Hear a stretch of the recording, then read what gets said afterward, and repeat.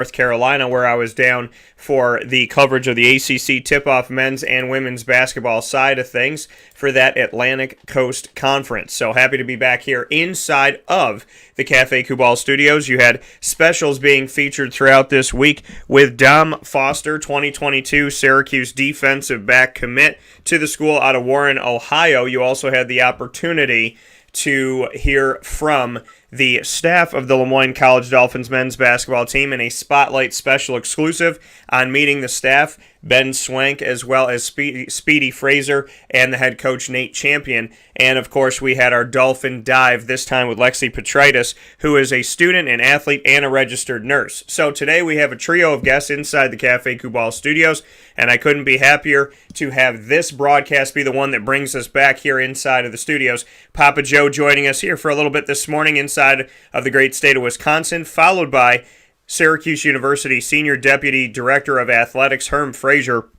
who will be speaking with us on numerous topics this morning, including the college football playoff expansion, as well as men's and women's basketball for Syracuse, coaching changes, the current state of Syracuse football, and so much more coming up on this. Name, image, and likeness, transfer portal, everything coming up with Herm, and a special tribute to our mutual friend Floyd Little. And we'll round out today's show with Mike Aresco, the commissioner of the American Athletic Conference, from live, on-site, on location. Mike will be joining us from the American Basketball Media Days down in Texas. So a lot of great stuff happening here on today's show. Let's bring the man right in of the hour, and that is Mr. Papa Joe. PJ, how we doing today?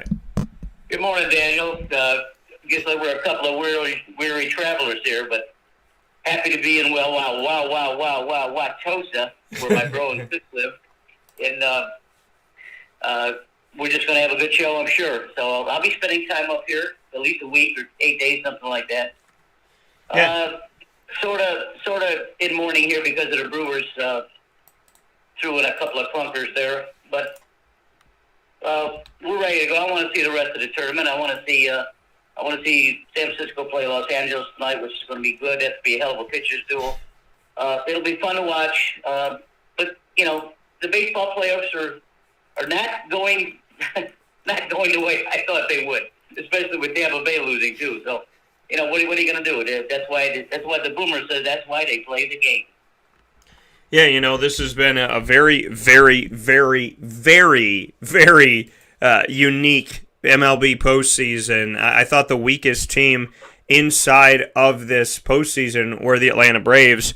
And the Boston Red Sox, I had a little bit of a different feel of them. I thought, they should be weak, but I thought they were one of those teams that could catch fire at the right time. It made me a little concerned of them moving on past the Yankees, that they could find their way to catch some fire, and concerned in the sense of for the Rays. But thinking that the Red Sox would outright win this series, no. Did I think that we would see Atlanta win? No. So what do you think about those two series? The fact that, Boston from the wild card came in and knocked out the number one seed in the American League, and then Milwaukee came into this thing as a top 2 seed and got bumped out as well. I mean, what's your take on the fact that these very high seeds have been moved out of the building by the Red Sox and the Braves? Well, Boston certainly is no slouch. I mean, I told you many times on this broadcast that Boston just pounds the hell out of the ball, and they're going to beat you 10-8 or 11-9 or something like that. Besides Eovaldi, that they don't really have any strong frontline pitching. Their bullpen is mediocre at best, but they got 5 or 6 guys that have hit over 25 homers and almost 100 RBIs. These guys don't sleep. They just pound and pound and pound. So I don't look for Houston's got their hands full with these guys, and Boston is no slouch, that's for sure. As for my Brewers, well, like my bro Brewski said last night, in 4 games they scored 12 runs. I mean, you can't. With a pitching staff that Milwaukee's got, you should be able to win some games with 12 runs. I mean, come on. I mean, they 12 runs against them, and they couldn't win any games. But it just goes to show you that Milwaukee was they had some defects, and one of the defects was their team hitting. They were constantly in the bottom part of the National League hitting, average hitting. And you can't do that against these good teams coming into the playoffs. And Christian Yelich, from an MVP season 2 years ago, looks friggin' lost at the plate. I mean, he doesn't have a clue. And you got to ride your big horses. And Josh Hader got hit the other night. So, I've always thought that good pitching and good defense beats good hitting. Well, it ain't so this yet. Atlanta is really a mediocre team, but they're well put together. They have good players, and they play positions well, and their pitching is good. So tonight's game, though, I think I've always told you from the get-go that the World Series is going to go through the National League West with San Francisco, Los Angeles, and then I thought San Diego would be better than they are. So you may be looking at the World Series winner tonight when you watch the San Francisco Giants and the LA Dodgers go at each other. That'll be the game. And those teams have both pitching and hitting. So, it's going to be fun to watch. Chicago didn't do anything. I didn't think they would. I watched Houston, again, another team that pounded the heck out of the ball, too. And I didn't think they'd be this tough this year. But after losing Garrett Cole, but I guess not. I mean, so it'll be fun to watch and wait to see how things shake out tonight. And then we'll talk about the league. We'll talk about the playoff series. Yeah. I mean, this is definitely going. I mean, the Giants and the Dodgers. I agree with you. I thought the Giants were going to run out of gas in my bracket by the time they meet the Rays. That's what I originally thought would happen, but now the Rays are out of it. I thought they'd run out of gas having to face, and that's not to discredit the Braves at all, but I do believe now we're looking at whoever wins this very well, I agree with you, could win this entire MLB postseason for 2021. The world is, and the only one at home, the other one was one on the road, Houston Astros over the Chicago White Sox. So to look at that series, PJ, what do you think about Houston and Chicago? There was this kind of a little bit of a not as direct, but kind of saying, hey, maybe they're cheating again. Speaking on Houston, what are your thoughts on the Houston Astros? What are your thoughts on the series and the fact that the Sox went down? Houston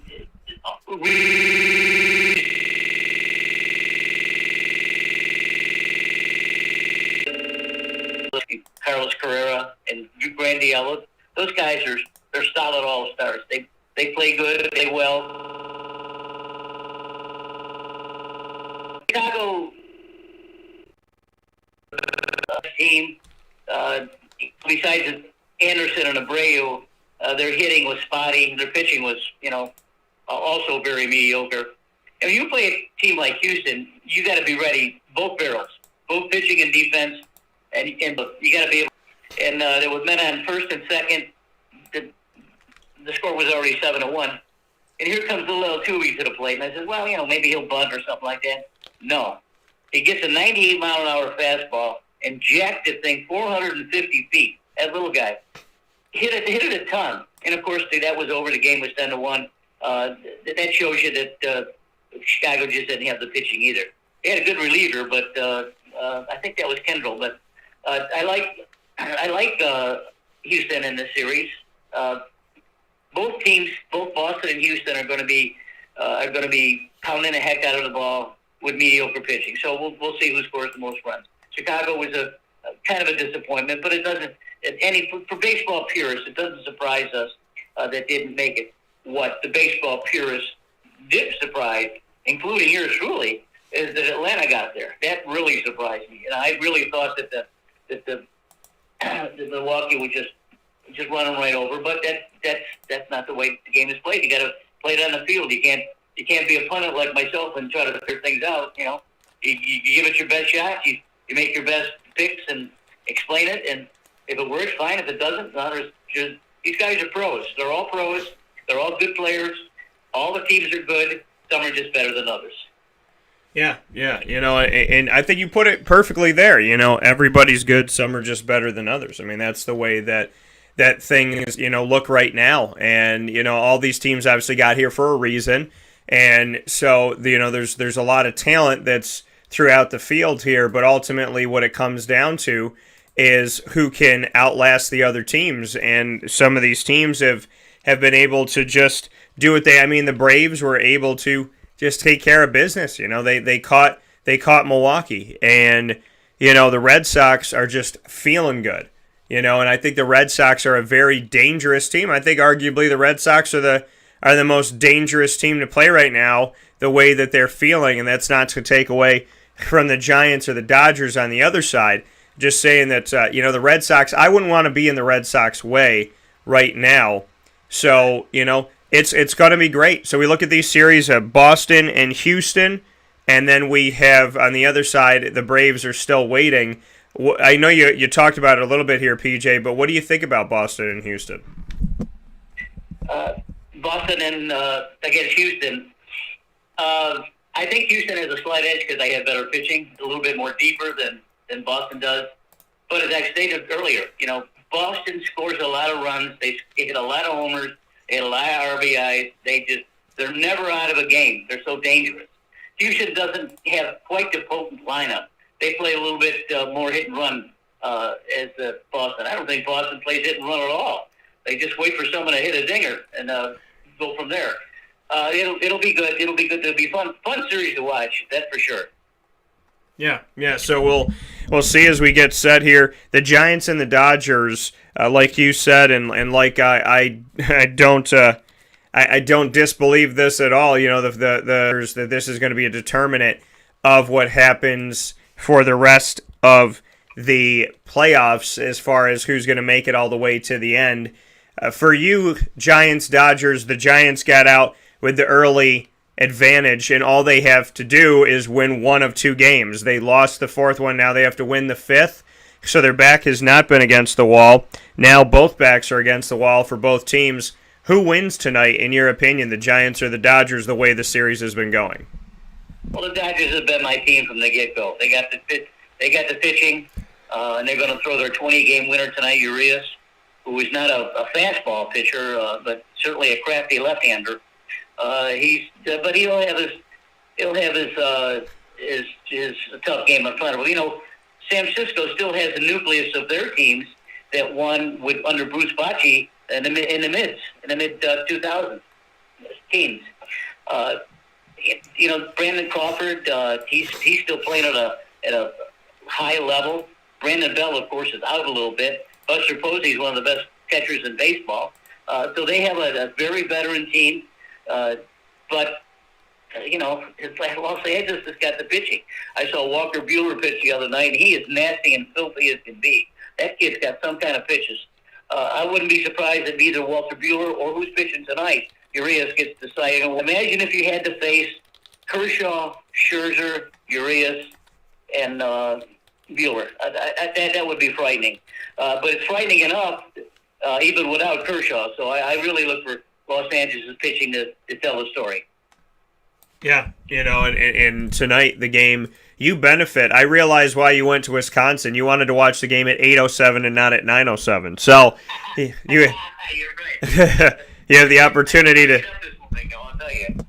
Yeah, well, you have the opportunity now to see this thing at 8 o'clock, but we'll see it Thursday, October 14th, exactly a week before my birthday. The Dodgers at the San Francisco Giants, the final game of the divisional series before we get to the championship series for all teams. We're going to take a step aside. When we come back, Papa Joe and I will be giving you our thoughts on the college football world. Week 6, did it shake out the way that we thought it would? And then we'll also go into Week 7 and make our picks. And NFL, believe it or not, is already in Week 6. So we'll discuss the NFL and the goings-on of the NFL right after this fast break on Wake Up Call with Dan Tortora, where sports truly meets that thing called life. We appreciate you being here, and we appreciate Papa Joe being with us from the Wisconsin. You know, he's usually from the Sunshine State. Now he's coming to us from the Cheesehead capital of the world, and he'll be talking with us about the football side of things right after this fast break on Wake Up Call with Dan Tortora. So thank you so much for being here with us. And thank you for all that you do to make the world a better place. To all the good people out there doing good things, we appreciate it. PJ and I back right after this.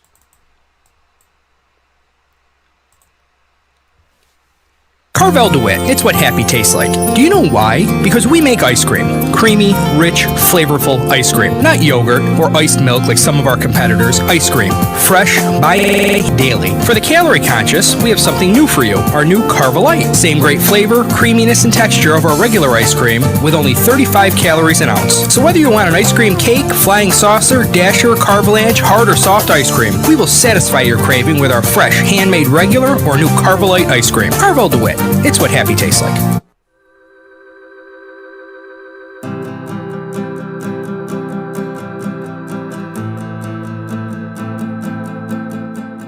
Cafe Cabal offers same-day local delivery of our products, offering no delivery charge for Onondaga County. Shop cafecabal.com for fresh roasted coffee beans, cold brew, travel mugs, and all your essential Cafe Cabal needs. Cafe Cabal, coffee for the soul.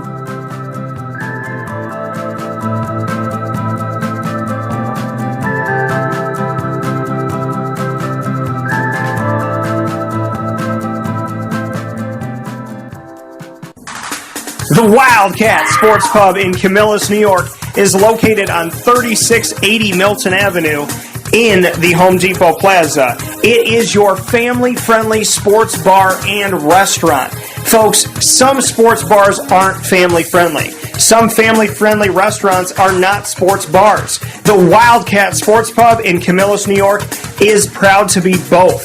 It is that marriage that you've been looking for years. The Wildcat Sports Pub is your home base for your sports bar and restaurant needs, games for the kids, indoor and outdoor activities, and enough things on the menu to come back every single week and get to try something new.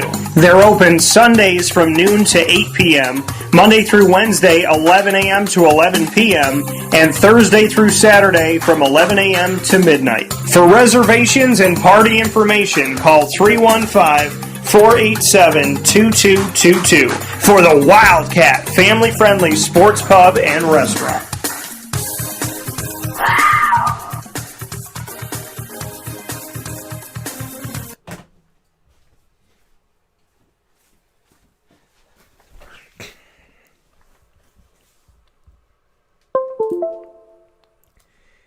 Welcome back here to Wake Up Call with Dan Tortora on wakeupcalldt.com, your one-stop sports shop, and on mixlr.com/wakeupcalldt. Proud to be here with you on the live internet radio airwaves. You're also getting us on video on facebook.com/live-now-dt, facebook.com/wakeupcalldt, and on youtube.com/wakeupcalldt. Here with Papa Joe to start off today's broadcast, as we do every single Thursday. PJ and I talking about the baseball playoffs, and we have one more game to go here as the Giants face the Dodgers and see what happens here in Game 7 as the Braves and the Red Sox have tried to blow this thing wide open, and the Houston Astros have also moved on. PJ, speaking of moving on, heading off to the college football side of things. Last week, as we do every week, we made some picks, and taking a look back to last week and what happened in Week 6 of college football, was there anything that surprised you? Anything that kind of stood out to you? I know that as I'm asking this question, down goes Goliath. Alabama falling to Texas A&M, and Jimbo, I tell you, we just went out there, we just played our hearts out, we were Aggies all day, every day. So, he figured it out. He found a way to do it. It's the thing that I said. This is how you keep your job in the SEC when you take a job that's not Alabama, is that you have to beat Alabama. Well, he did it, but now the SEC fans at Texas A&M are going to expect him to do it every year.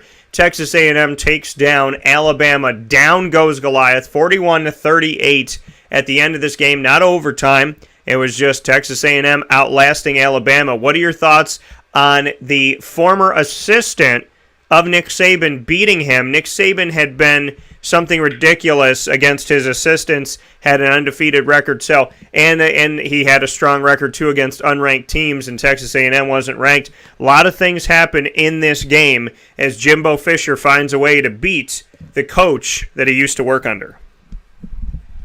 Well, first of all, it was one of the most embarrassing situations I've ever seen in college football.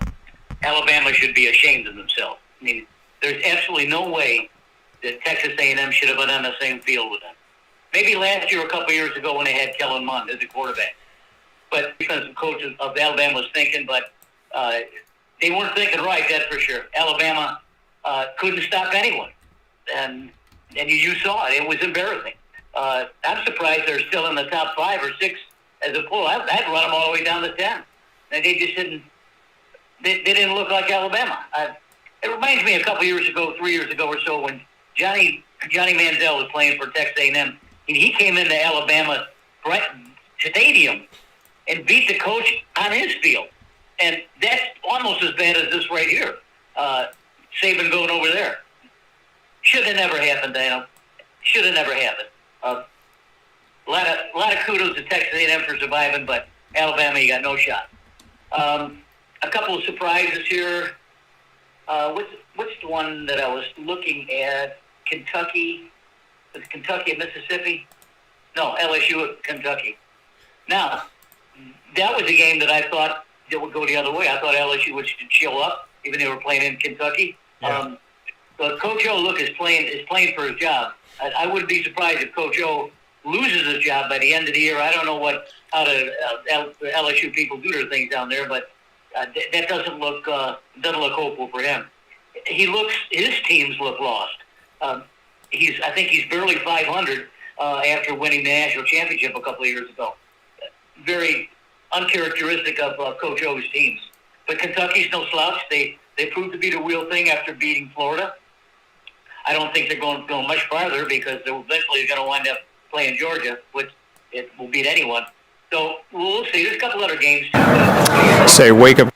Yeah, I thought. I mean, obviously we had Georgia winning their game, so that was a positive for us.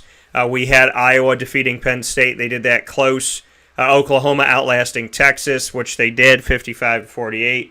So, Michigan over Nebraska, 32-29. I think the two games that stuck out to me the most, besides Alabama's loss to Texas A&M, was that Notre Dame went on the road to Virginia Tech. Virginia Tech unranked. Notre Dame still ranked in the nation's top 15. Why, I don't know. But Notre Dame barely defeating Virginia Tech, doing it on a field goal at the end of the game. Brandon Burmeister, who I interviewed going into the season, Brendan Burmeister, seeing what he was able to do in this, got hurt and continued to play, came in, ran in a touchdown. This man was not 100%, playing injured, and almost beat Notre Dame. So I looked to that 32-29. Virginia Tech lost that game. So that was a very close game. And the same score, 32-29, is how Michigan outlasted Nebraska, who was also unranked. Michigan, a top 10 team at the time, as Scott Frost almost got Michigan. And the thoughts of, the ray of hope for Nebraska fans that, hey, this is why we hired Scott Frost. So I think the two games that stood out to me the most, besides the Alabama loss, are the two games that ended 32-29, with Nebraska and Virginia Tech almost taking down Michigan and Notre Dame, respectively. I thought it said a lot about where Michigan and Notre Dame are not, and it said that, Nebraska and Virginia Tech almost got it, and I was hoping that they would. You know what I mean? Because at the end of the season, people look at Michigan, oh, they're undefeated, oh, they did this, Notre Dame. But you're looking at games like this. Nebraska should not have pushed Michigan to the brink, and Notre Dame, if they're as good as the world says they are, then these teams shouldn't be close. But my guy Justin Fuente at Virginia Tech with the Hokies, this man don't back down to anybody. So I thought they were really good games. I thought they exposed two teams that I don't think should be in the top 15. I agree. I think I like your Syracuse and Wake Forest game. I was watching that, flipping back and forth and watching that. I think Syracuse showed up. They played tough. Wake Forest, a good team. Wake Forest beat the heck out of Florida State, who Florida State turns around and beats North Carolina. Go figure that one, too. So I like Syracuse, what they did. They ground attack. Quarterback played well. Look, Syracuse can win some games if they can maintain the line of scrimmage, run the ball the way they have been doing very effectively, and watch the clock, and that they should be able to do it. Arkansas, Mississippi, talk about a fun game to watch. My good. Lane Train was on the throttle, man. He was flipping stuff all over the place. It's so many trick plays in that game. That was a ball to watch, too. Mississippi is another team that's going to outscore you to win. And they don't have any defense either. So there were some really good games. Navy SMU game you mentioned too. SMU looked good being in Navy. Auburn, Georgia. You know, we don't really know how good Georgia is right now. I mean, Georgia is playing as well as any team I've seen in recent history coming through. Even better than Alabama because of their defense. Georgia's defense is just a killer. It just smother you. And I fear for Florida when they play them in a couple of weeks. But Auburn gave it a good shot, but they were in the same. No one's in the same league as Georgia. But, you know, people are going to say, well, Nick Saban didn't do this, he didn't do that, he didn't win when he should have. He's going to be in the playoffs.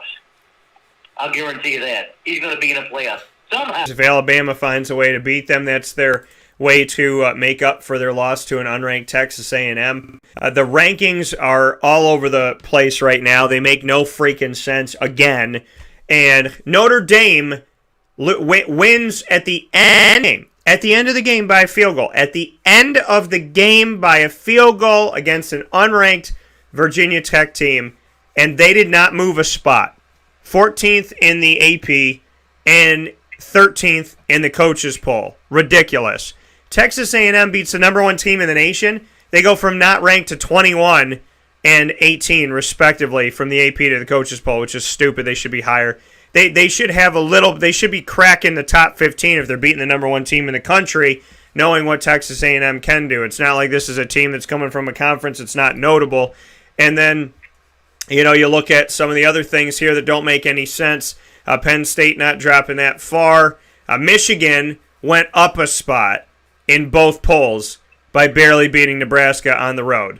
The only thing I agree with, well, I shouldn't say the only thing, because Georgia's obviously good and Iowa's good too. But one of the things I agree with is something that I asked for a while back, and it's about dang time. And the thing that I really hope is not the truth is that they're doing it because they know they're going to the Big 12 and not because they're in the American. But right now it benefits the American. Cincinnati went in there and put the spank on Temple, scoring almost 60 points on them, almost shutting them out. And Cincinnati at 5-0 is in the top 3 in the AP and the top 4 in the coaches poll. It's about dang time. I think it's disrespectful to put Oklahoma right there with them, but Cincinnati is in the top 3 or the top 4 where they should have been and where they are now. So that's the one thing, PJ, that I really like about these polls right now. Cincinnati, you're right about Cincinnati. And when I saw that game, just brief snippets of it, Cincinnati plays fast. And you always hear me say that because of the way the SAT plays. They play fast on defense. They play fast on offense. Cincinnati plays fast.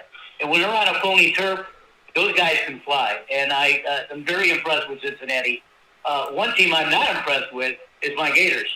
Now, sure, Joe, Papa J, they won 42-0, Papa J. Listen, 42-0 was nothing. Vanderbilt, Florida's 15 could beat Vanderbilt. The talent discrepancy on the field was great. Florida cannot. They couldn't stop when they needed to. They couldn't run when they needed to, and they couldn't pass when they needed to. But their talent is so great that Dan Mullen's going to have to come up with some. I'll tell you, he's going to lose some big games going forward. He may this week. Sure, Florida won 42-0, but you expect that when you play Vanderbilt. Look, at Vanderbilt's a great university. They have the smartest kids in the world go there, but they don't have very good football teams, good basketball teams, and baseball teams too. But Florida didn't look themselves. Now, Florida was 20th. They beat Vanderbilt 42-0, and they're still 20th. That's what the coaches poll thought of Florida. They saw what I saw. They didn't see a very good Florida team. So I'm looking to see what bounces back. I think Florida plays LSU. Well, that's going to be a good one. I mean, you're going to go into Death Valley and you're going to face Coach O. So that's going to be a tough game. So I'm looking forward to some of the games this week too. Yeah, we're going to hop right into those games with Papa Joe here as we make our picks. Herm Frazier coming up momentarily has had a recent loss to Temple, and Navy had a recent win over UCF. What do you think about Navy at Memphis tonight here on Thursday, October 14th on ESPN? I like Navy. I think they played well. against SMU, and I like them in this game. Yeah, I'm going to go with Navy over Memphis in this one, too. Kenny Amatololo, that's my guy. And so I definitely... Nia Matalolo. That's all you got to do. Nia Matalolo. So you just got to call him Coach Lolo. That's it. That's all you need. Coach Lolo. Keep it low. But, yeah, so I'm going with Kenny Amatololo and Navy over Memphis tonight on ESPN. Clemson at Syracuse. Friday night lights, baby. 7 p.m. ESPN. What do you think? Well, Clemson is either a pretender or a contender, the way you like to say, against this team. Syracuse has showed up to play this year, Daniel. I'm very proud of them. They'll probably wind up being a 500 team, but still, they're a better 500 team than they were the last couple of years. Clemson, of course, is going to have a discrepancy on talent too, but Syracuse's only shot, again, is what we talked about, is they got to play good. They got to win the line of scrimmage. They got to run the ball. They got to keep Clemson off the field, and we still haven't seen the real Clemson yet. I don't think we will this year because I don't think this quarterback, the Tua guy, the next Tua doesn't look like the other Tua. So if you don't have a real Tua, you're not going to beat him. So I like Clemson in this game.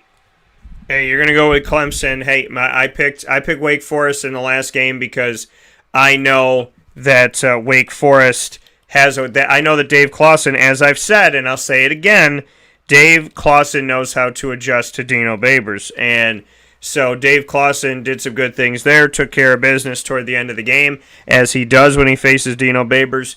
And so I went with Wake Forest. This one, though, I trust my gut. I trust my feel. They did it almost 4 years to the date when this team was ranked the number 2 team in the nation and coming off of a national championship.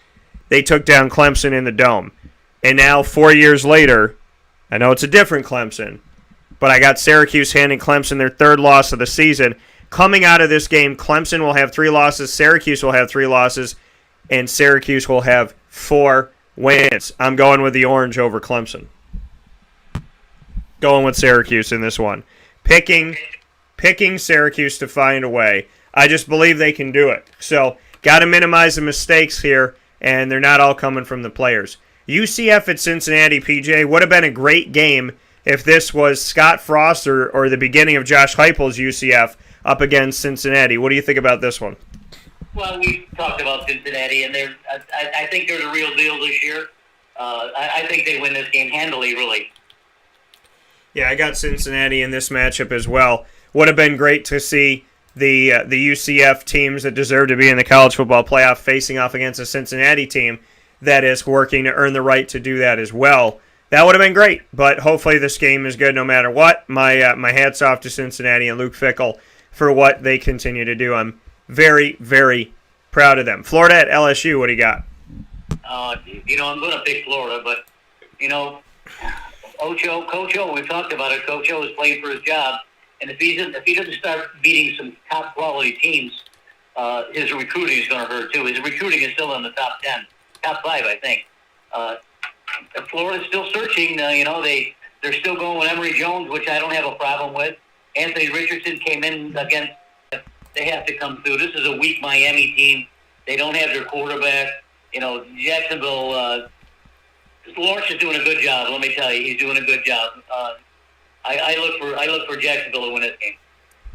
Well, it's going to be funny that they're going to have to travel across the pond just to get a win. They're going to have to leave the United States just to get a victory. So I'm going with the Jaguars in this one as well as they move forward. And other game here that I want to kind of circle, the 2 teams that have been called America's team, Dallas at New England. What do you think about this one? Dallas is firing on all cylinders. New England is better than last year, arguably, but they're not the New England with Tom Brady. What do you think about Dallas at New England? Oh, Mac Jones is the real deal. He's I think frankly he's playing better than Lawrence this year. New England's got a chance to beat Dallas, but I think Dallas has the talent with Elliott and Dak Prescott doing their thing. I'd like to see Mac Browns win the game, but I don't think they will. I think Dallas wins this game. Yeah, I think this is a scary game for Dallas to play because you'd think they're going to win. But I'm going to go with Dallas in this one. Last one, Green Bay at Chicago, PJ. What do you got as your bros and family from Wisconsin will all be watching this game? What do you got? Well, we're all going to be watching together on Sunday. We have a house full over there at one of my sister-in-law's places. And, yeah, it'll be fun to watch. You know, Chicago's nothing this year. They lost their quarterback, and now Justin Fields is trying to play, and he's not going to be able to. The only good thing is for Chicago is Green Bay's defense is awful. But Green Bay should be able to outscore them. Aaron Rodgers to Adams all night long, and I think that's how they win the game.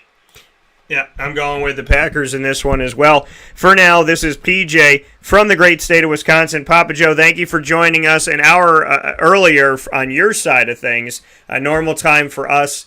And as always, we appreciate you picking Syracuse over Clemson on a day where I think they'll have hopefully a spiritual extra oomph, and that is because they're honoring my good friend Floyd Little that day. So, PJ, as always, I appreciate you. I thank you for everything. Please give hugs and kisses to the family out there in Wisconsin, and take care of that Miss Mary T, and I'll look forward to talking with you soon.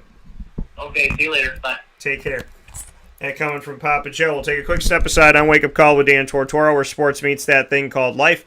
When we come back, we will be joined by Syracuse University Senior Deputy Director of Athletics, Mr. Herm Frazier, right after this fast break inside of the Cafe Cubal.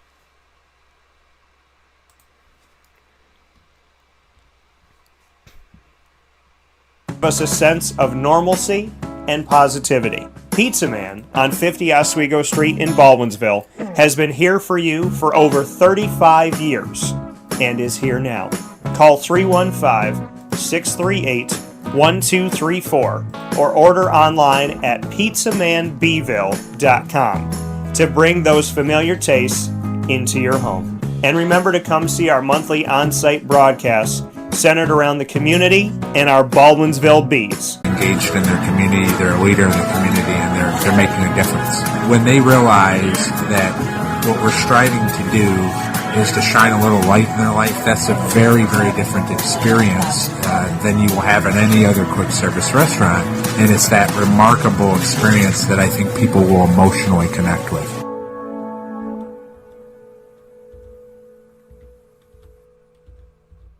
I'm George Townsend of Honda City with some good advice when buying a new car. The true cost of owning a new car is determined by the appraised value when you trade it. No vehicle appraises higher than a Honda. Next, look for low APRs and deep discounts. You also want low maintenance costs and great fuel economy. That's why my advice to you is to buy a new Honda. Looking pre-owned, visit our Honda Certified Used Car Center. Honda City, 7140 Henry Clay Boulevard, Liverpool, or HondaCity-CNY.com. It would be a pity if you don't shop at Honda City.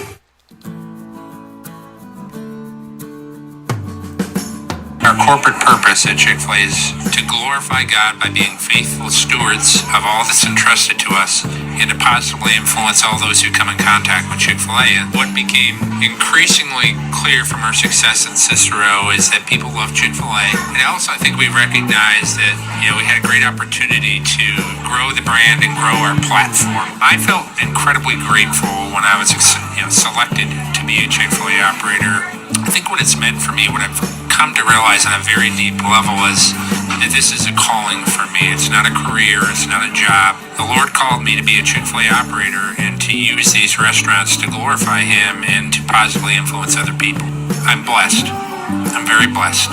Head to Chick-fil-A Clay on 3974 State Route 31 in Liverpool, New York.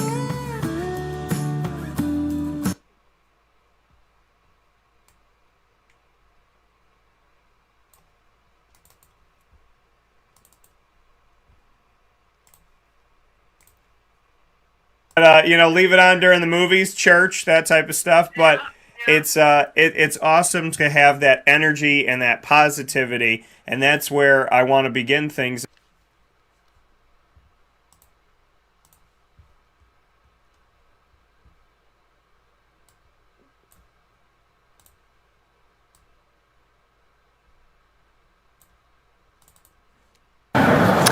a wake-up call with Dan Tortora special featuring Herm Frazier.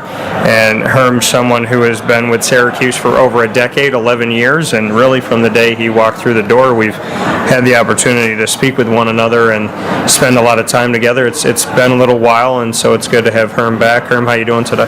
Doing well, Dan. Obviously, we're here at the ACC tip-off for women's basketball, and I think it's been a good day for the sport of women's basketball. Yeah, you know, when we look at women's basketball and women's sports in general, the importance of making sure that we spotlight women, I feel like it's not done enough still nationally. What can you say about the way that the ACC has conducted this tip-off here in Charlotte, North Carolina, and just what women's sports mean to sports in general? Well, first of all, I tip my hat to the conference because this is done first class.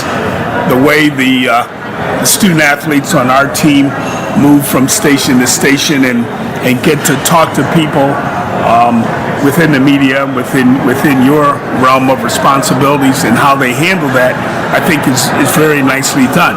I would also like to add that I think it's important when the coaches who are having lunch with the commissioner, and there's 3 coaches in there who I have known through the Olympic movement who are now in the conference.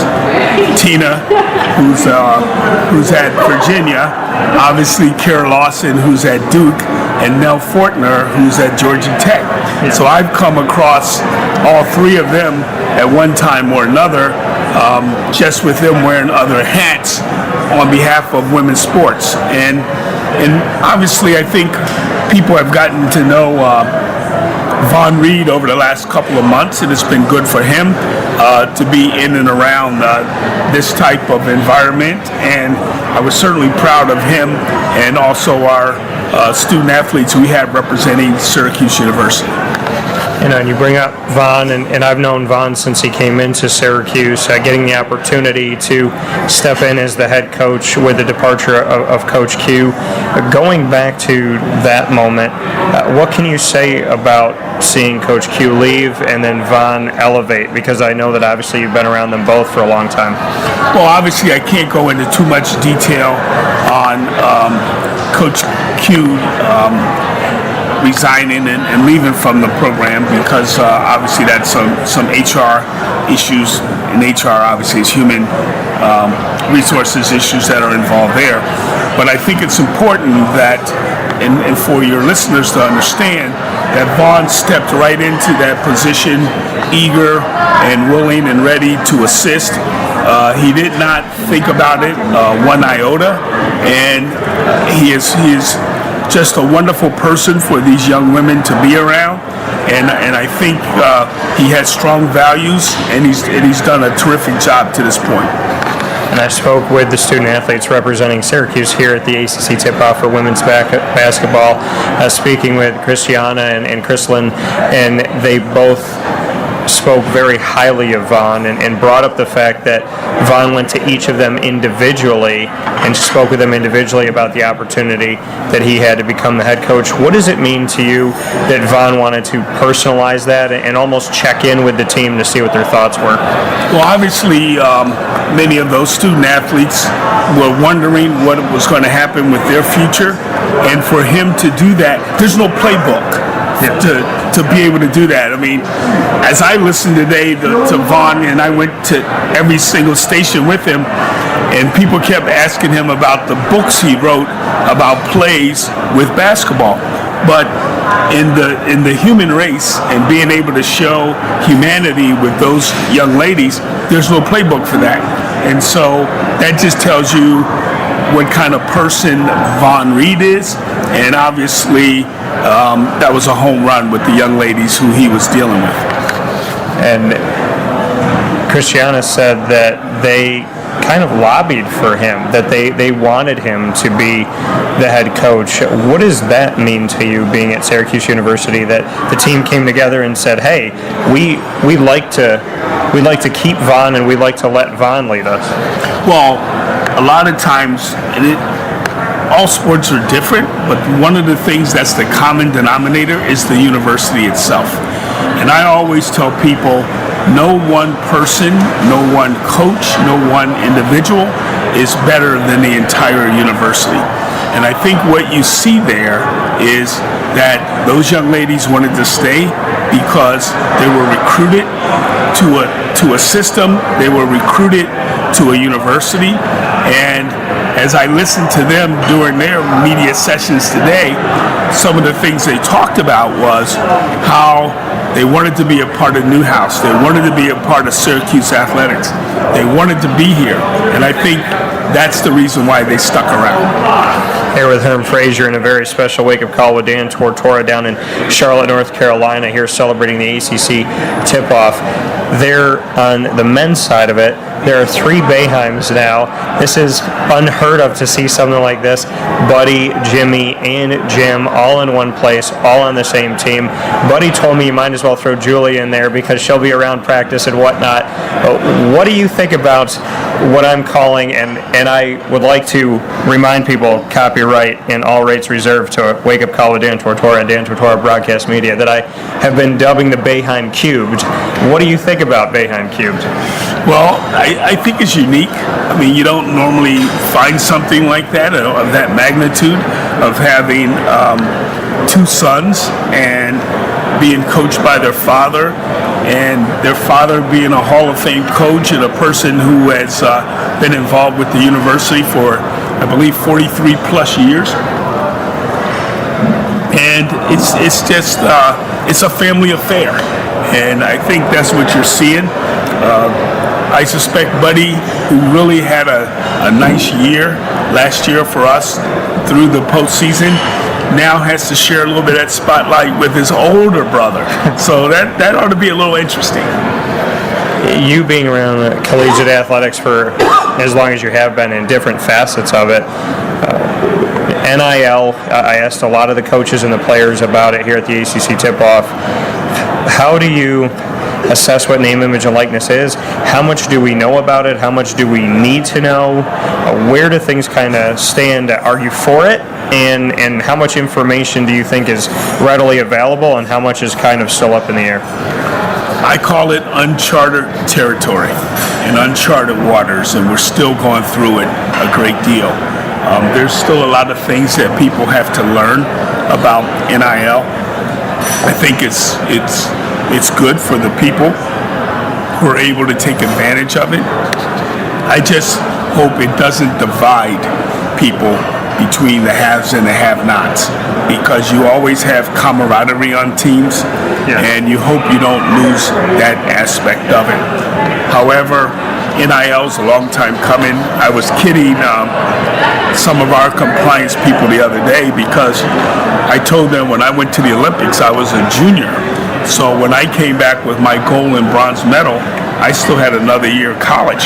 So I told them I would have crushed NIL, and they all just started laughing at me. But NIL it opens up opportunities, and if you're a young person who's in college, and especially someone who comes from a family that has needs, it's an opportunity to help your family going forward.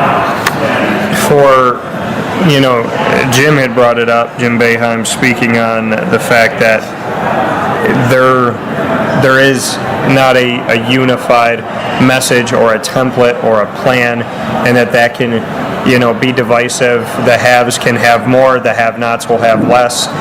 What would you like to see happen, as you've worked in some really incredible and important rooms when it comes to athletics worldwide? What would you like to see happen? Would you like there to be a unified kind of plan implemented, a central message from the NCAA? What are you hoping for? Yes, I'm hoping for something that's central and unified. I've been working, our governmental relations people from the university have had me involved with our elected officials in Albany. So I've actually had a couple trips to Albany to meet with some of the elected officials to talk about NIL. And we will continue having those conversations going forward. I suspect sooner or later, the great state of New York will come up with some kind of plan. and we just hope it's a plan that we can live with, and it's not a plan that's going to hurt our program. So that's the reason that Syracuse University is trying to be on the forefront and get out front and work with those people to make sure that we don't have any issues. And so I think if you could start there, Dan, with the states, and then continue to move forward, because eventually it may have to go to the federal government. But at this point in time, it's a wide open street. It's kind of unsettling, but at the same time, it's out there.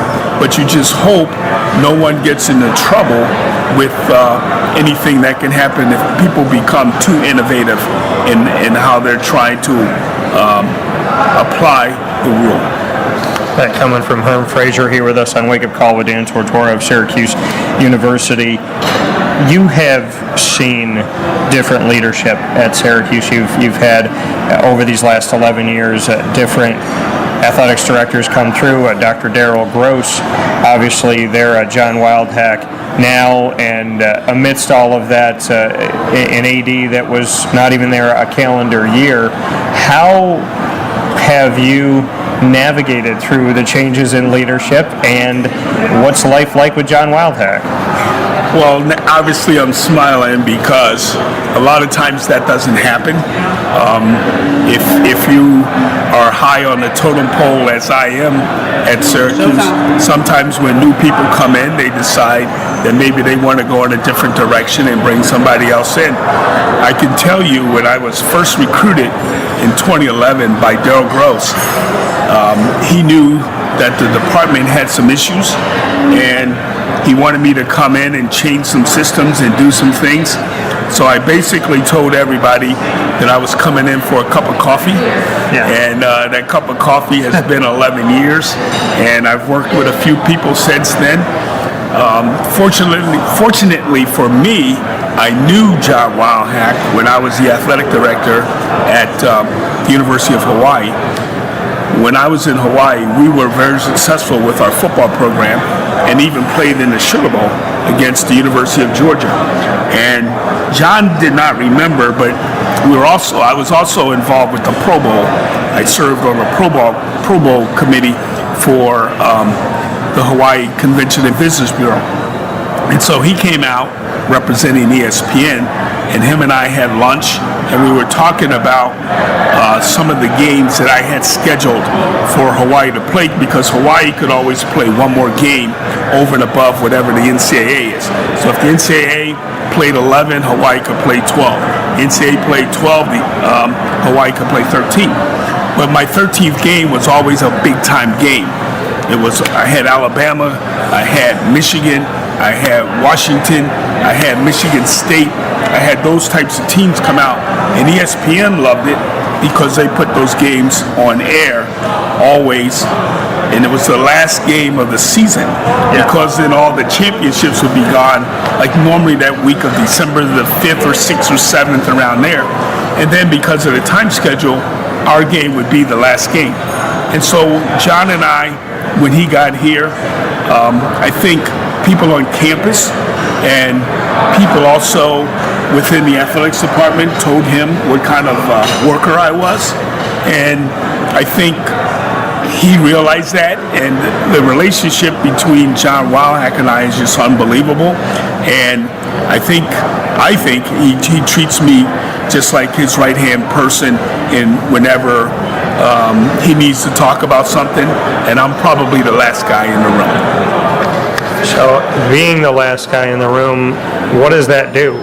Being not only in the room, but being the last person there with John, what does that do for you and for your career, and what does that mean to the greater community that supports Syracuse, knowing that you're going to be in the room for those important conversations? Well, sometimes we agree, sometimes you disagree, but at least you have the opportunity to speak your mind about what it is you think about. Having said that, Dan, I could also tell you that I've had opportunities to leave Syracuse, to go to different positions. One was a professional organization in the NBA that was trying to get me to take a look at a position. athletic directors' jobs. Headhunters contact me once in a while. But at this point in time, I'm having fun at Syracuse. And there's some people who say, am I going to retire anytime soon? I mean, I'm getting up there in age, but I think as I come to work every day and being around these young people and seeing different classes come in and everything else, it kind of rekindles the fire and keeps you going. We see titles evolve. The senior deputy athletics director, I mean, is that still the title for you? Is there more added to the name now? I feel like there's always another word that gets added. No, I'm the senior deputy director. That means I'm the highest ranked deputy director that we have. But I think the other thing is, and I touched a little bit upon this, I also do other things for the university. For instance, the chancellor has leaned on me, and I think since the last time I spoke to you, I represent the university as the president of the Syracuse Stage Board of Directors. The university has around 7 to 8 positions who are trustees of the Syracuse Stage. Yeah. And Syracuse Stage is very important to our VPA, Performing Arts school, and I work there with the dean, and I work with other people in running the theater portion of the stage. I also serve on other internal committees. I'm on the university threat management team, so whatever comes up that's an issue on the university, I deal with that. I'm also on 2 other committees on behalf of the chancellor of the university, so my portfolio is kind of out there more so than just sports. And for you to have a little bit of a piece of everything, there's so much with Wake Up Call, why it's named Wake Up Call, and then my tagline, where sports meets life, that uses sports as a vehicle for the greater scope of life. We live in a world today where there are many powers that be that seek to divide us all. Right. And how can we bring it together? How can we find a way to come together in a world that's seeking to make you choose a side, want you to choose a side? How do we choose each other? Well, it's been interesting the last year and a half, the last couple of years. I mean, we've seen a lot of change in society. We've seen a lot of change in our country. We've seen protests. We've seen sit-ins. We've seen all sorts of things. But at the end of the day, what you have to do is people have to respect each other. And I think that's where it starts. If you can respect a person for what they believe, if you can respect a person and not try to divide the country and put people in different classes, I think that would help everybody going forward. I mean, we're all human beings. We all have our own families. We all have our own values. We have all these things to be thankful for.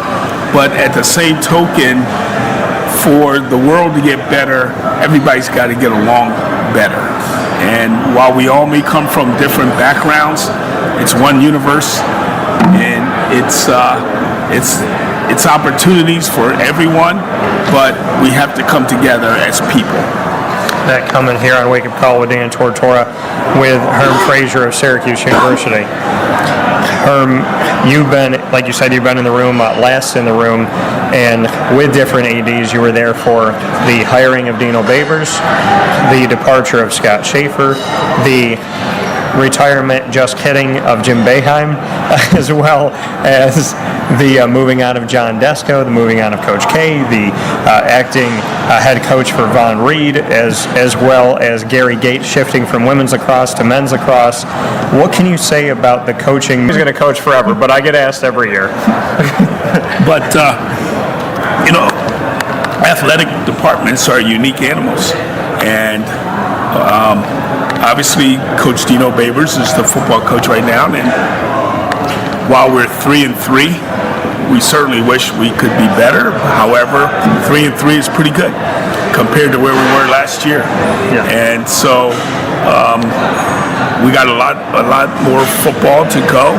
And I think Dino being able to change up what he did with his offense with Schrader at the quarterback, and what he's done with the running game with our running back has done great.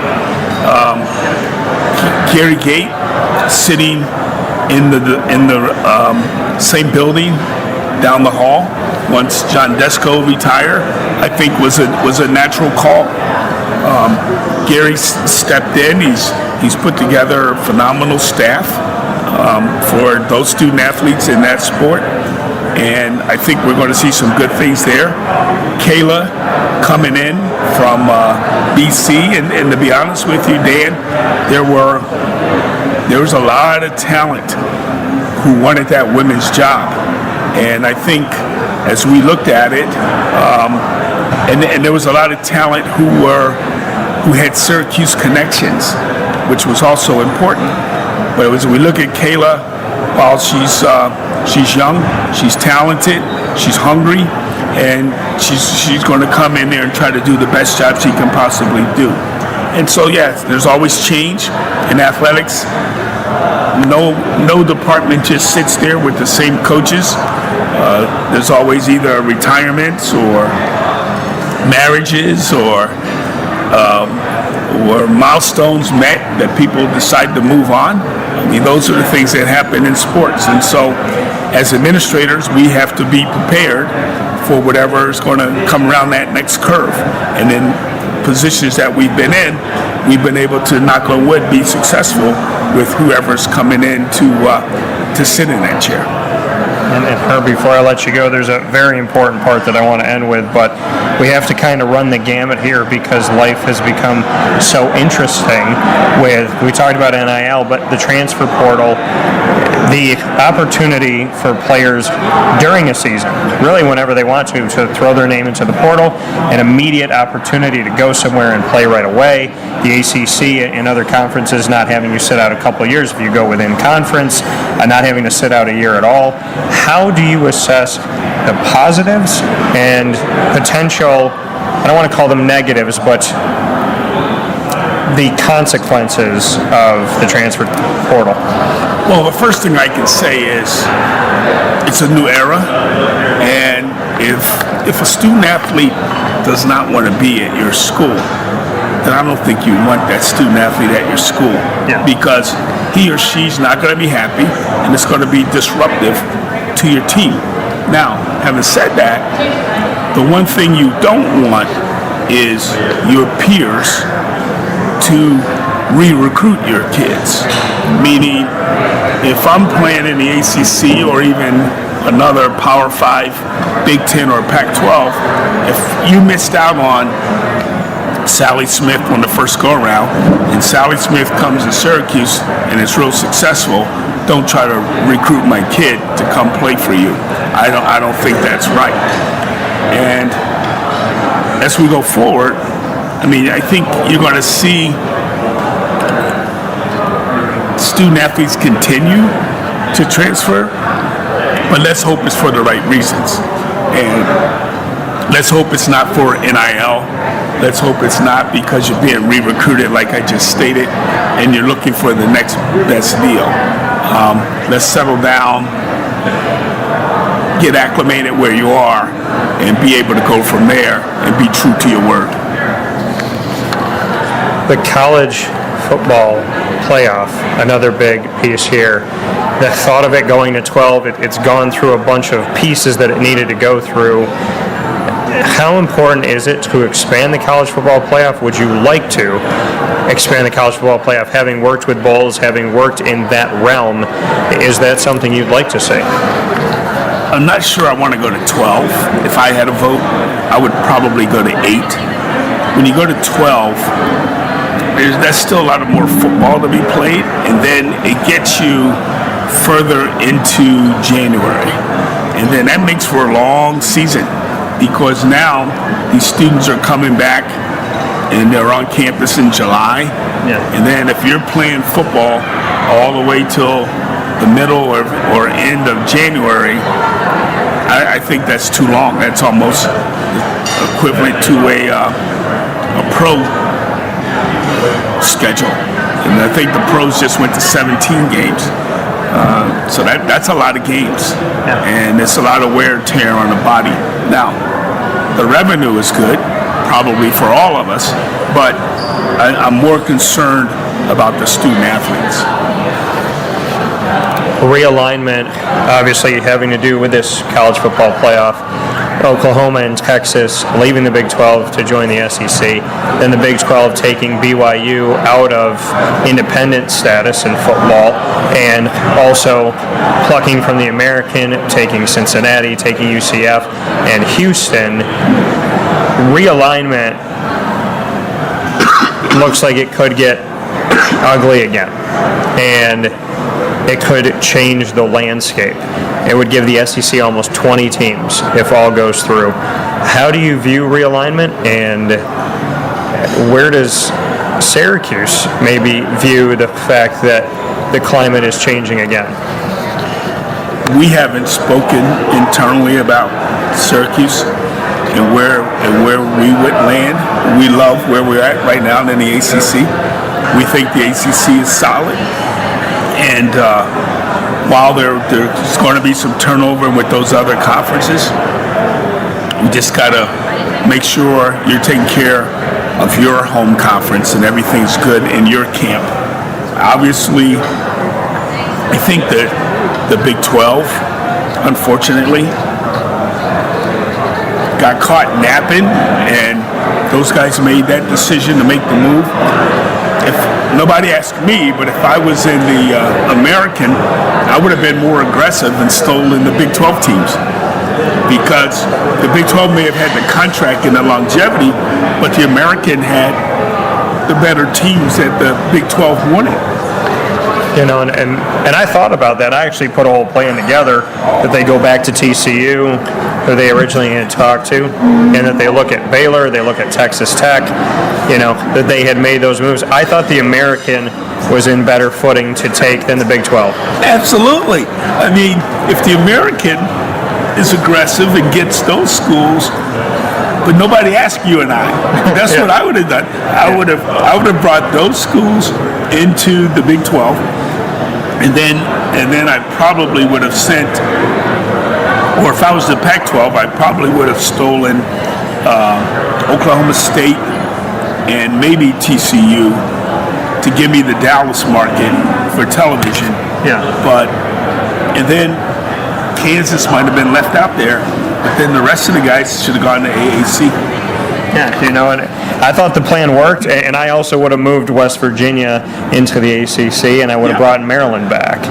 So there was a lot of moves I would have made, but you and I weren't asked. It seems like you and I would have agreed in the room, so maybe that's something that we down the road could pull off, Herm.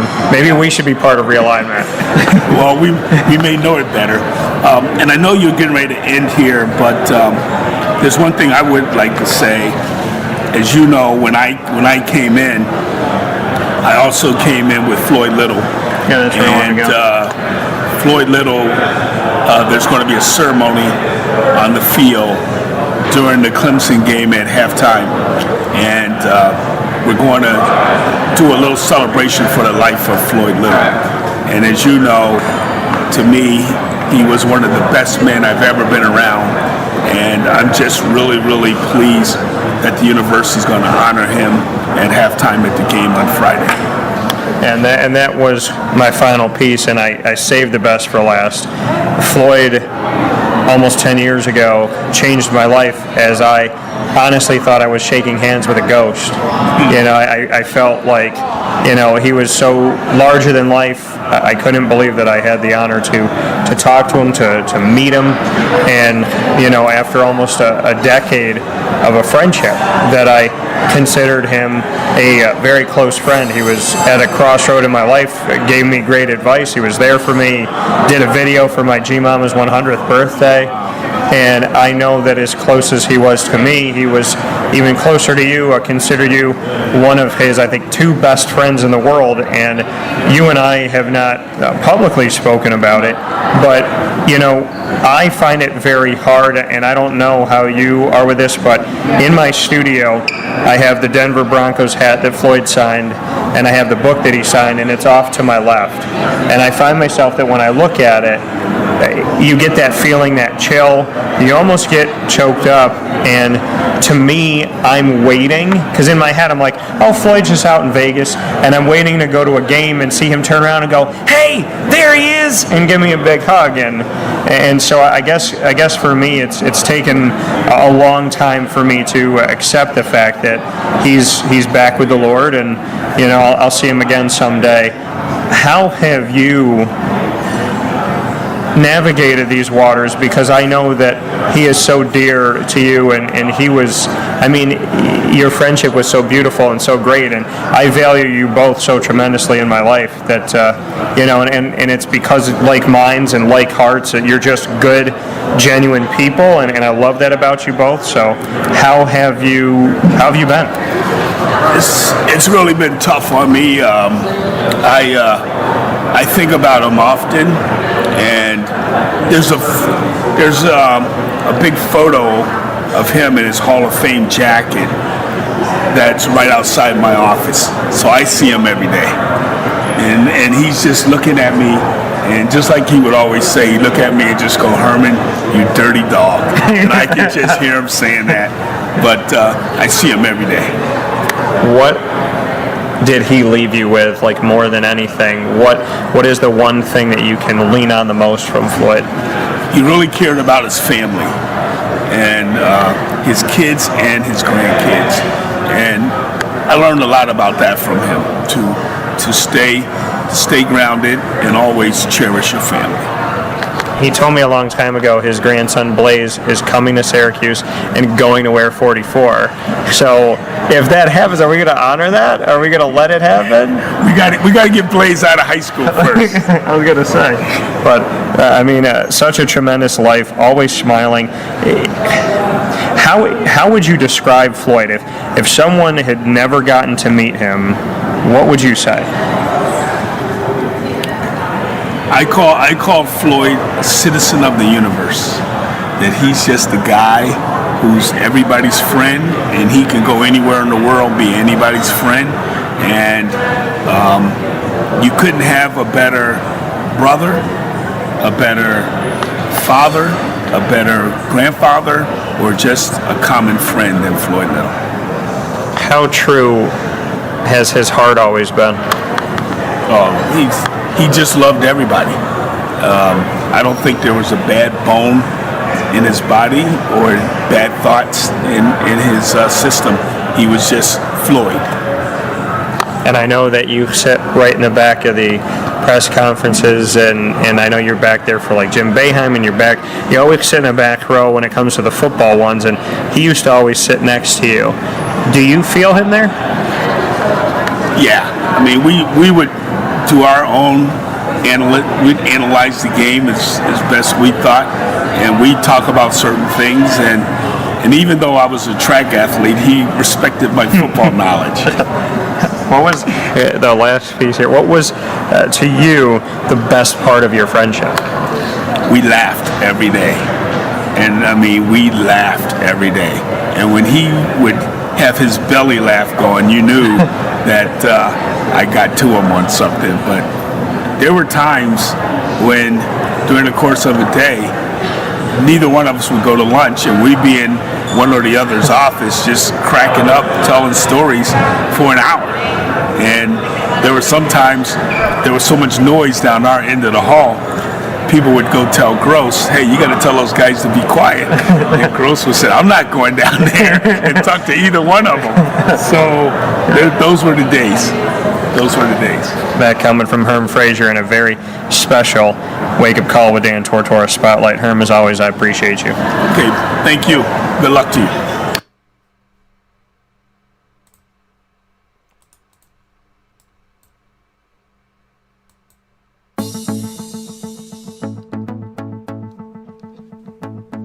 Avicoli's, located on the corner of Route 57 and Wetzel Road in Liverpool, New York, has been your trusted neighbor for decades. Located just steps from Liverpool High School, we're happy to have the Liverpool Warriors on-site, on-location broadcast at Avicoli's through Wake Up Call with Dan Tortora every single month, featuring student athletes, coaches, and administration throughout the year from Liverpool High School. Head out to Avicoli's today on the corner of Route 57 and Wetzel Road in Liverpool, New York, open Tuesday through Sunday for lunch, dinner, and drinks. We'd love to see you out there, and of course you can call them at 315-622-5100 for takeout, delivery, and catering. That's 315-622-5100, and also find them on myavicolis.com. That's myavicollis.com.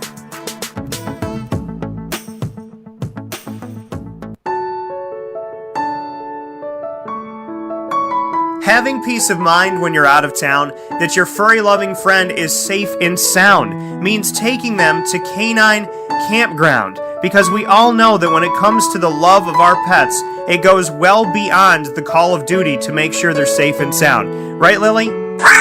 So take a ride to 242 Johnson Street in East Syracuse, New York, and see Canine Campground and where your dog will be staying, in the classic cabin, the executive cabin, the grand cabin, or of course the luxury cabin, because if you know Lily, you know she loves luxury. Now you don't have to wait to the last minute to find a family member or a friend that'll take your dog for a few days. Call Canine Campground at 315-299-4013. That's 315-299-4013. Their drop-off and pickup times are Monday through Sunday. Check K9campground.com for more information. That's the letter K, the number 9, and campground spelled with a K.com. K9campground.com. When you're going out of town, bring your dog to Canine Campground.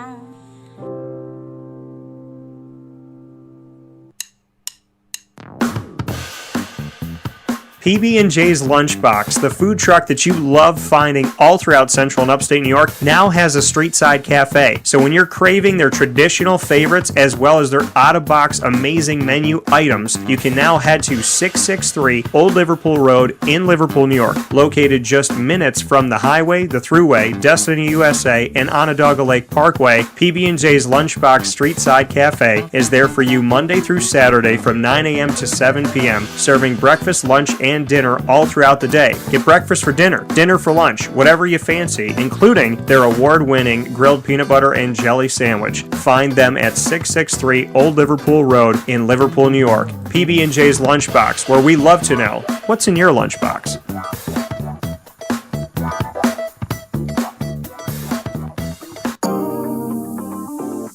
As a patient, what do we want? To be cared for, to be listened to, and to have someone walk us through the process on our path to victory. Victory Sports Medicine and Orthopedics does all of those things beautifully, with Dr. Mark Petropoli leading the team on 791 West Genesee Street in Skaneateles, New York, located minutes from beautiful Skaneateles Lake. Whatever your injury may be, from head to toe, preventative care, rehab, physical therapy, laser therapy, and surgery are all available at Victory Sports Medicine and Orthopedics, where they care about us, they listen to us, and they understand that everyone's path to victory is a little bit different. Let them help you on yours by calling 315-685-7544 to make your appointment today. That's 315-685-7544. And find out more information at victorysportsmedicine.com.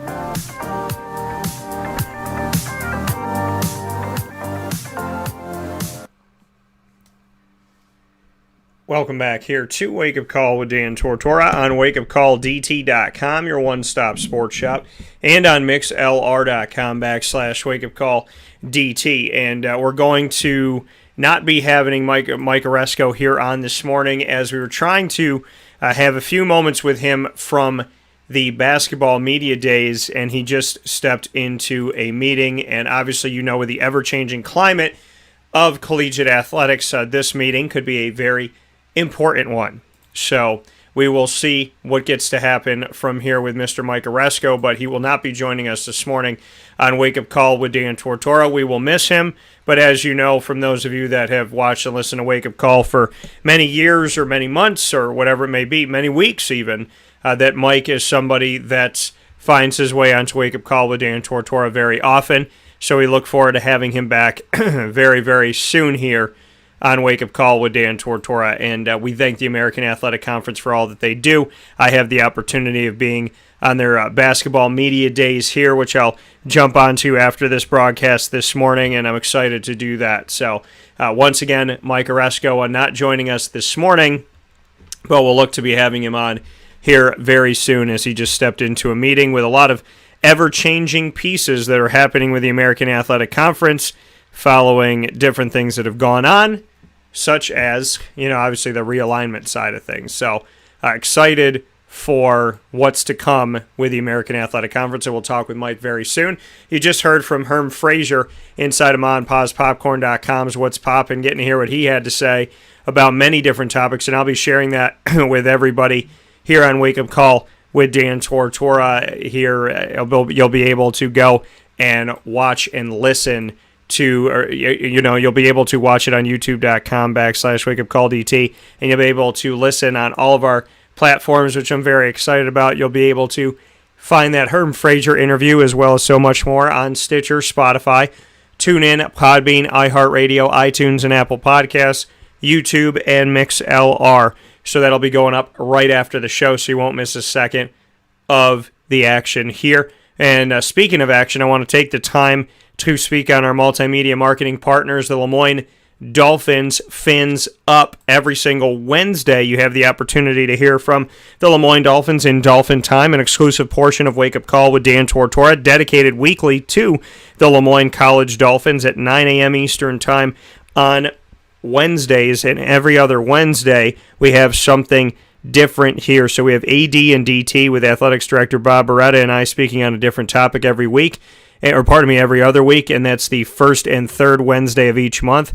The second and fourth Wednesday of each month, we have Dolphin Dive, which you just had yesterday with Lexi Petritis, who is a student, an athlete, and a registered nurse playing on the volleyball team here at Lemoyne in Central New York. And so coming up this week, we'll have episode 4 of AD and DT, and then we have another fantastic Dolphin Dive coming up as well with another registered nurse who's also a student and an athlete, and this young lady coming from the soccer program. So very, very much looking forward to what's coming up here on Dolphin Time. And of course, you could check out more from the Lemoyne Dolphins by going to LemoyneDolphins.com. And when you go to LemoyneDolphins.com, you can get their schedule. You can also pick up their schedule on WakeUpCallDT.com now. All you have to do is go to WakeUpCallDT.com and click on the Lemoyne tab at the top of the website, and that'll take you to the composite schedule to let you know everything that's going on.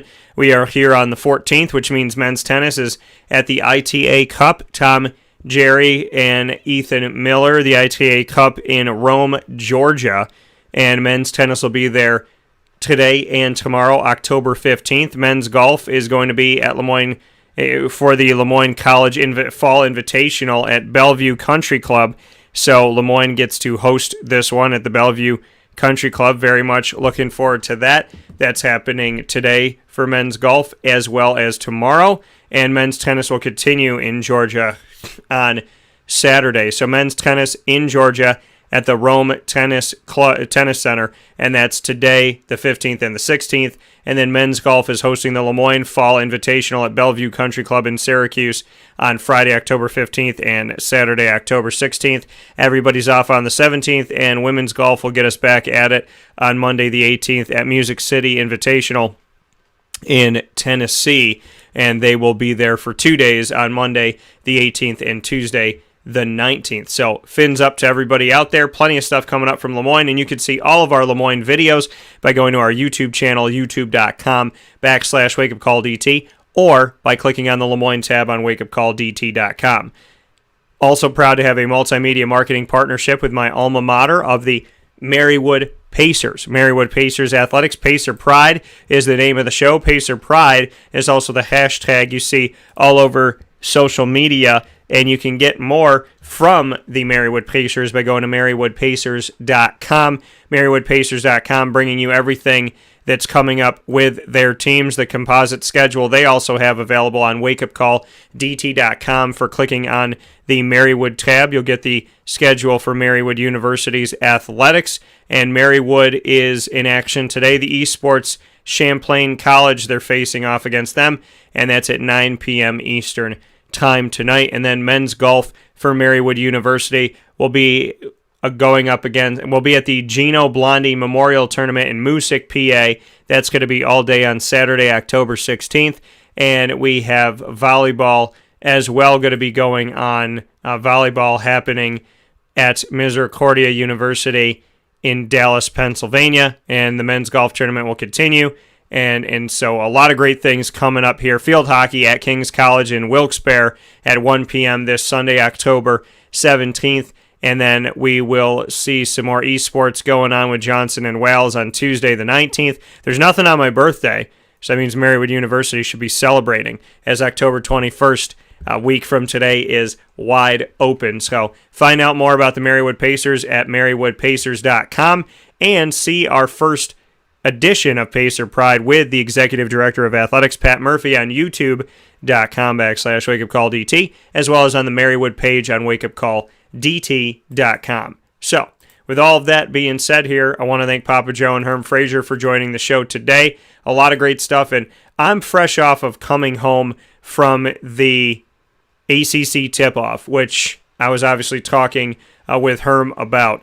And the ACC tip-off, I got to say, it has been incredible for me over the years. The Atlantic Coast Conference has been so very good to me over the years, and I'm so grateful for the time, almost a decade here of covering the ACC, with Syracuse having joined in July of 2022, so their first football season, or I think that they had officially joined, and then the first football season was in December 2013 when they actually started playing competition from the ACC. So very excited with the ACC and everything that I've gotten to do with them over the years, and now I got myself thinking, so now I'm going back in time here, going back to the 2012 schedule and taking a look at Syracuse here. But Syracuse, joining back then, and they were still playing Louisville and Cincinnati and South Florida and Rutgers and all of them in 2012. So it was in 2013 that Syracuse started ACC play for football and took on Clemson and North Carolina State and Georgia Tech and Wake Forest and so on and so forth, and Maryland at the time, when Maryland was part of the ACC, and had a 7-6 record that season in the 2013-14. It's everything that we've gotten to do with the ACC here on Wake Up Call with Dan Tortora and Dan Tortora Broadcast Media. I have a ton of stuff coming up for you folks. It's insane, the amount of things that we're going to be featuring. I am so ecstatic about. So I had my first ever sit down with ACC Commissioner Jim Phillips. That's going to be joining within the next couple weeks, so you'll have the opportunity to hear that, which I'm very, very much looking forward to. I had a lot of conversations with then ACC Commissioner John Swofford. This is my first sit down with the Commissioner, Jim Phillips. I also asked him a question in his Commissioner's Forum. It was the last question of the Commissioner's Forum this year at ACC Tip-Off.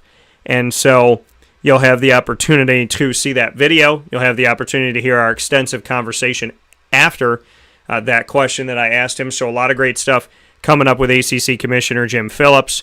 I have my video Q&A with Jim Boeheim, my video Q&A with Brahma Sidibe, my video Q&A with Buddy Boeheim. Then after I had those video Q&As, I got to do bonus coverage video Q&As with Buddy Boeheim and Brahma Sidibe. You'll get to see those as well.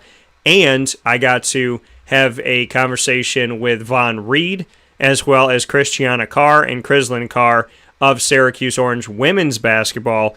So there's so many great things coming up, plus the fact that the other 14 ACC men's basketball schools, I had video Q&As with each and every single one of them, including Duke's Mike Krzyzewski, Hubert Davis of North Carolina, and Leonard Hamilton of Florida State, Jim Larinaga of Miami, Tony Bennett of Virginia, and so on and so forth. So Wake Up Call with Dan Tortora is jam-packed to the gills for these next couple weeks with everything that we have coming just from the ACC tip-off. Add in the fact that we do fantasy football, the ingredients to success, and so much more, and you got plenty coming up on Wake Up Call with Dan Tortora. We're going to take a step aside, and speaking of the ingredients to success, we moved them from Tuesday to Thursday this week with me being on the road in Charlotte, North Carolina. So with that being said, we'll come back with the ingredients to success right after this.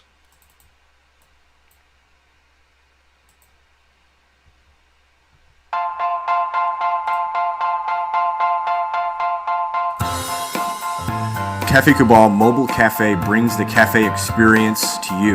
We'll roll out to your neighborhood or office, ready to serve our locally crafted espresso bar to our loyal patrons. Inquire at cafecabal.com. Cafe Cabal, coffee for the soul.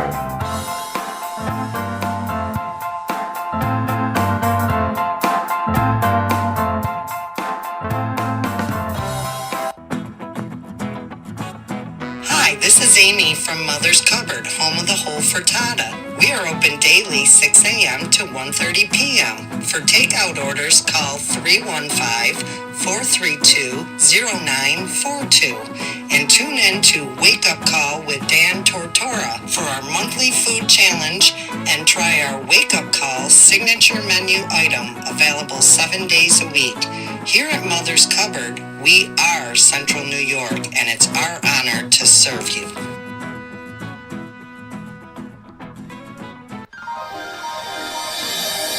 Ma and Pa's Kettle Corn and Popcorn Factory, located on 201 7th North Street in Liverpool, is home to over 40 flavors with more than 200 flavors in their total wheelhouse. Sky's the limit for this sweet and savory Central New York company. Keep it local at your parties, fundraisers, wedding showers, baby showers, and more by calling 315-450-MA-PA. That's 315-450-6272 for popcorn bars with custom flavors and colors at your upcoming event. Make sure to visit them on 201 7th North Street in Liverpool, New York. And for more information, go to maandpassnacks.com. Ma and Pa's Kettle Corn and Popcorn Factory. How corny are you?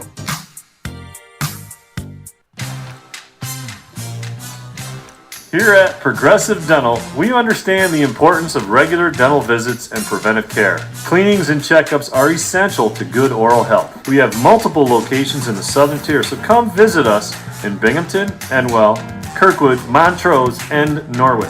For self-pay non-insured patients, we offer the Smile Plan, which covers all of your cleanings, x-rays, and exams for an affordable yearly price. Call 607-754-2273 or 607-754-CARE to make an appointment today. For more information, visit our website at progressivedentalny.com.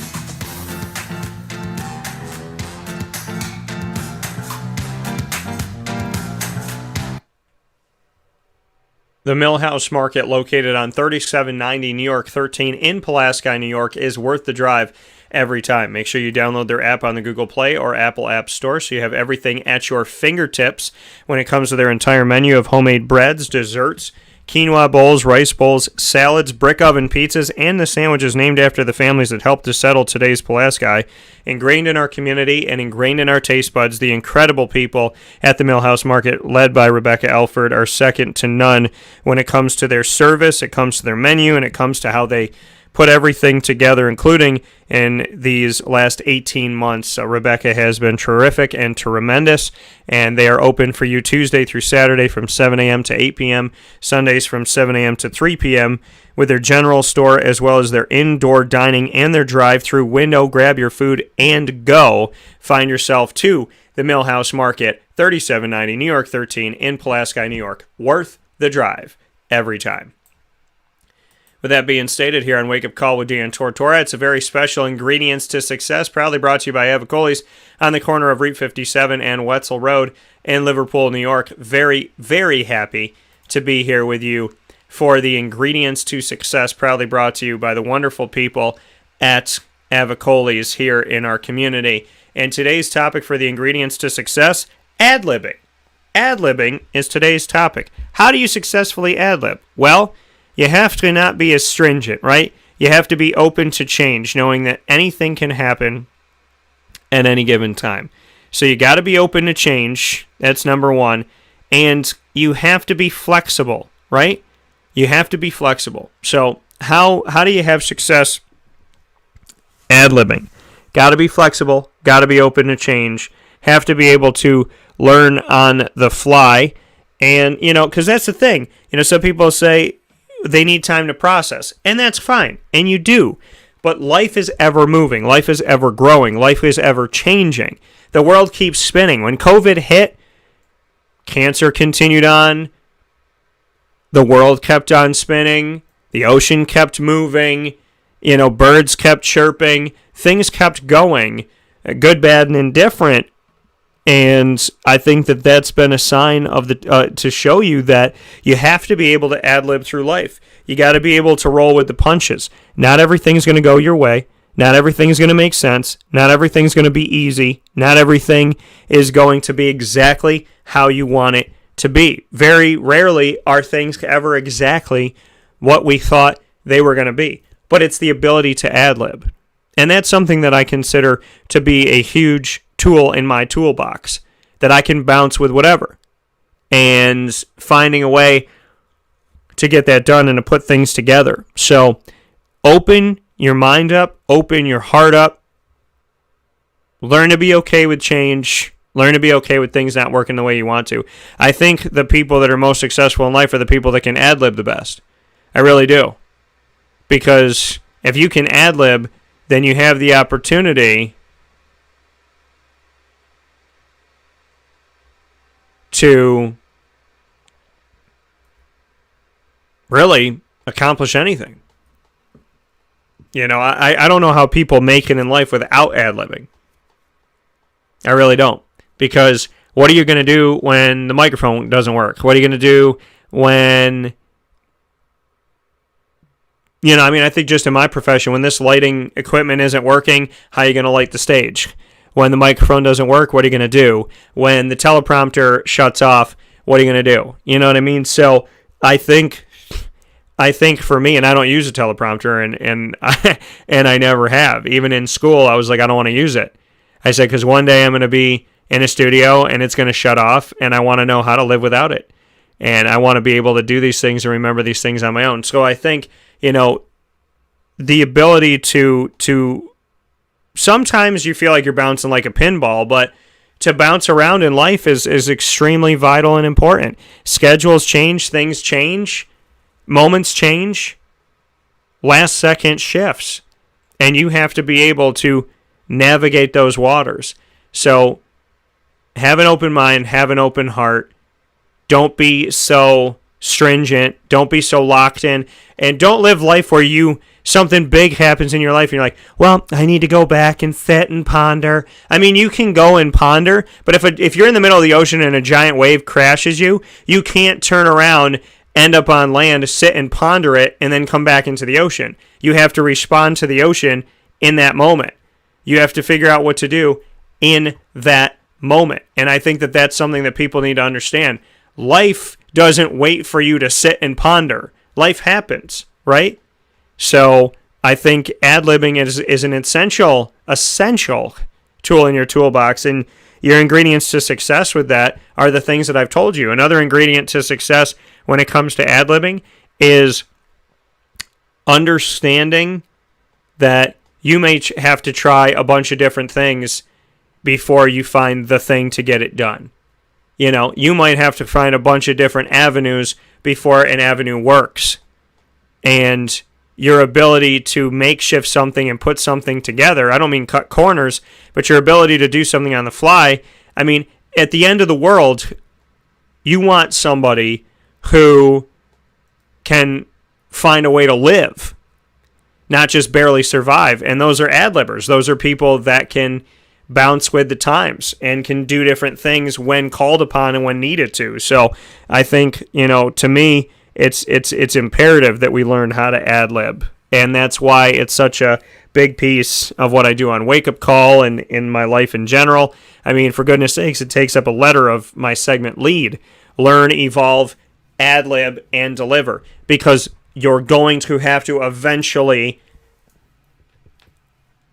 do something that you didn't think you were going to have to do. You're going to have to, okay, I'm walking down the street, oh, okay, the road's closed. Where do I go? How do I get there? Right? Think about your life as you're driving every day to work, but then the road closes. How are you going to get there? What are you going to do? What if there wasn't a detour sign? What if there was no GPS? How are you going to get to work if you can't go down this road? Because that's what life is. Life is figuring out how you're going to get something done when it's that path that maybe you took to do it isn't available. That person that you used to talk to isn't available. Something is not readily available to you. What are you going to do to get there? Learning how to ad-lib is learning how to live. Learning how to ad-lib is learning how to have peace. Learning how to ad-lib is learning how to be a vital component of a team. I only want to hire people that are ad-libbers. I don't want to hire people that need to be told what to do, when to do it, stringent. You know what I mean? It's like, yeah, you have to have policies and procedures and rules and schedules, but the best people that you could have in your life work or play are the people that know how to live when you know what hits the fan. That's how I look at it.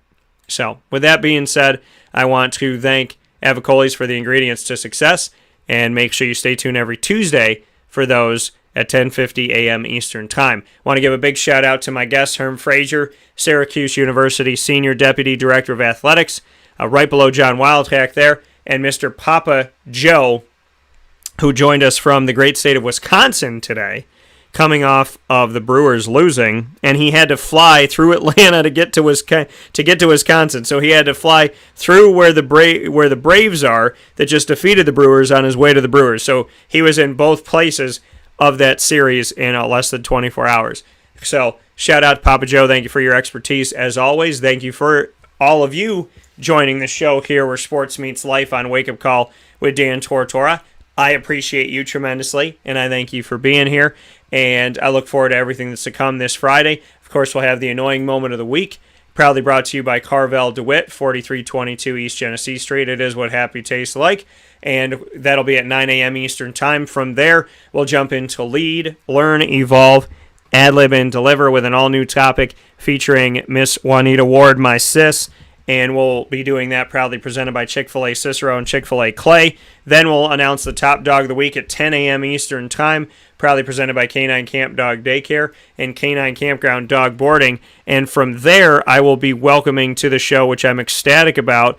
Jessica is going to be joining us here. Jessica Huntley, the commissioner of the Atlantic East Conference that has Marywood University within it, is going to be joining me at 10:15 a.m. Eastern Time as an extension of our Marywood University Pacer Pride segment. So very much looking forward to that and all that is to come. And, of course, I'm going to have my Syracuse football interviews that I've been holding on to this week. You're going to have the opportunity to hear from the Syracuse Orange football team in my one-on-one conversations with them and my Q&As with them. So very excited for all of that coming up this Friday for TGIF. It is exactly less than a week before my birthday. I was born at 8:37 a.m. So this time next week, I will have already turned 36. So very excited for what's to come. Very excited about my birthday coming up. Very excited about my event tonight at 5 p.m. If you're in Central New York, make sure you're at the Wildcat Sports Pub tonight, Thursday, October 14th, 5 p.m. with Lou Alexander and myself, Dan Tortora. Lou played offensive tackle for Syracuse and had some opportunity in the NFL. He now has Big A88 Jogger, and that is his clothing line. I'm excited to talk to him about entrepreneurship, football, and so much more as we're with you on the eve of the Syracuse-Clemson football game. We got something for you. So you thought Friday night was going to be bumping. Well, we're going to give you Thursday and Friday night because people in Central and Upstate New York, you deserve to have 2 nights of crazy awesomeness, not just one. So come out and see us tonight on the leather couches at the Wildcat with Lou Alexander and myself, Dan Tortora, speaking on Syracuse, Clemson, entrepreneurship, business, life after football, and so much more. Very inspirational, very faith-filled, and I'm sure we'll have a lot of laughs on site at the Wildcat. So we'll see you out there at 5 p.m., 3680 Milton Avenue in Camillus, New York. For now, this is Wake Up Call with Dan Tortora. Big shout-outs to Marywood University once again, as well as all of our central and upstate New York partners, Cafe Kubal, Carvel DeWitt, the Wildcat Sports Pub, Progressive Dental, Ma and Pa's Kettle Corn and Popcorn Factory, Avicoli's, Lemoyne College Dolphins, Pizza Man, Canine Camp Dog Daycare, Chick-fil-A Cicero and Chick-fil-A Clay, Canine Campground Dog Boarding, the Millhouse Market, PB&J's Lunchbox, Honda City of Liverpool, Victory Sports Medicine and Orthopedics, and Mother's Cupboard. And, of course, Wake Up Call with Dan Tortora live for you every Monday through Friday from 9 a.m. to 11 a.m. Eastern Time here on mixlr.com/wakeupcalldt and on wakeupcalldt.com. And, of course, you can watch and listen on facebook.com/wakeupcalldt, facebook.com/live now DT, and on youtube.com/wakeupcalldt. And once those shows go live, just like the Herm Frazier one that'll be up today, you'll be able to check them out in the archives on Stitcher, TuneIn, Podbean, iHeartRadio, Spotify, MixLR, YouTube, and iTunes and Apple Podcasts simply by searching Wake Up Call with Dan Tortora, or one word, Wake Up Call DT, on any one of these platforms. A big shout out to my buddy Jason. His birthday was yesterday, October 13th. A God bless to you, brother. And always stay safe and be well. And shout out to Carly and Gracie, and blessings to all in your family. We will talk with you very soon. I'll see you tonight at 5 o'clock at the Wildcat with Lou Alexander. Check out our social media for more on that, at Wake Up Call DT on Facebook, at Call DT on Twitter, and at Wake Up Call _DT on Instagram. God bless. No stress. Do your best. We'll talk soon.